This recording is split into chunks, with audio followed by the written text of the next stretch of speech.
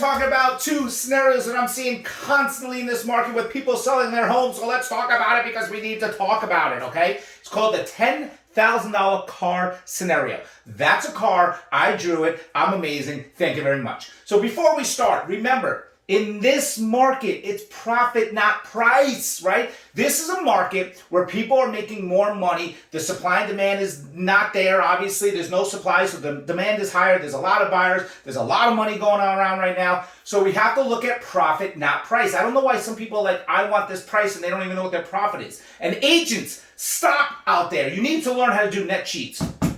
Profit! Okay, so this is my car. It's called the $10,000 car theory, which means this. Let's say you have a car, we'll call it Mercedes-Benz for all I care, and your car is only worth $10,000, that's it. Scenario one is you're taking this $10,000 car and you're putting it on the market for $100,000. Now, remember, again, with the profit, not price, when you're selling, you're either selling because you have to move, maybe you're military, maybe you got a job transfer, whatever the case may be, you have to move and you have to sell because you have to release that debt. That's one scenario. Now, the good thing about that is where you might not be looking at profit, you just be looking at sale. Yeah, you want to make as much money as possible, but you need to sell, right? This is a great market for you. On this scenario, this is about, hey, I don't need to sell. I got a car that's worth $10,000. I want to make as much profit as I potentially can. I get it. You put it on the market for $100,000 and someone offers you $70,000 and you take it as an insult. And then I go, what? Wait a minute. Your car is only worth $10,000. It's on the market for $100,000.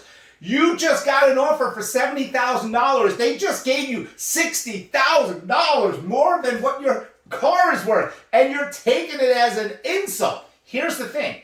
I understand when people are like, look, I'm like, for me, especially with all my clients, I tell you, there's no catch, there's no cancellation fees, it's no risk. Let's go with it.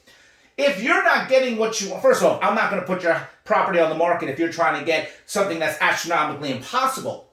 But if at the end of the day, you get an offer which is $60,000 more than what it's worth, and it's not what you need, there's no problem.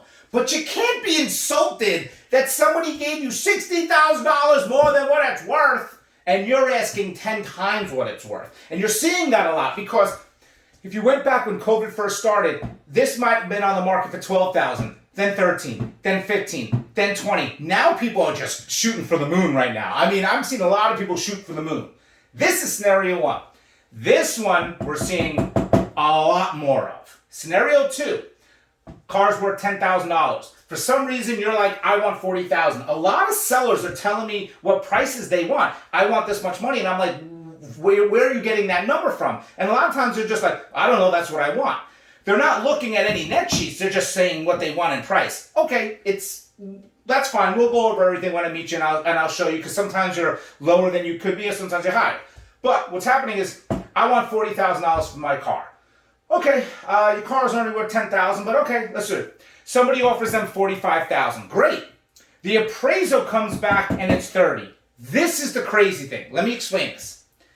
You wanted $40,000. It's not worth $40,000. Someone actually gave you more money, which I can't believe because it's only worth $10,000. The appraisal came back at $30,000. You're pissed off.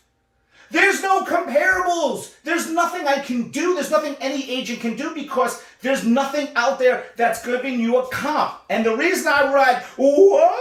Is the appraiser should never appraise it at $30,000 in the first place.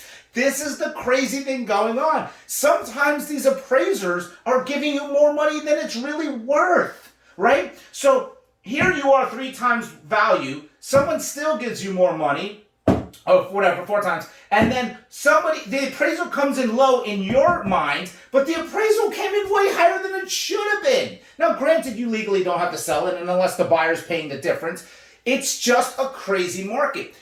So you have to go into this market thinking 2 different things, right? You say, Karen, I need to sell because of XYZ. Can you tell me how much I can make? Or, Karen, I would like to sell only if I can make XYZ. Do you think we can do it? And let's go over everything before jumping to these right away. That's why I sell a lot of properties. I'm really good at what I do, and I can draw cars better than anyone. I'm Karen. Happy Thursday.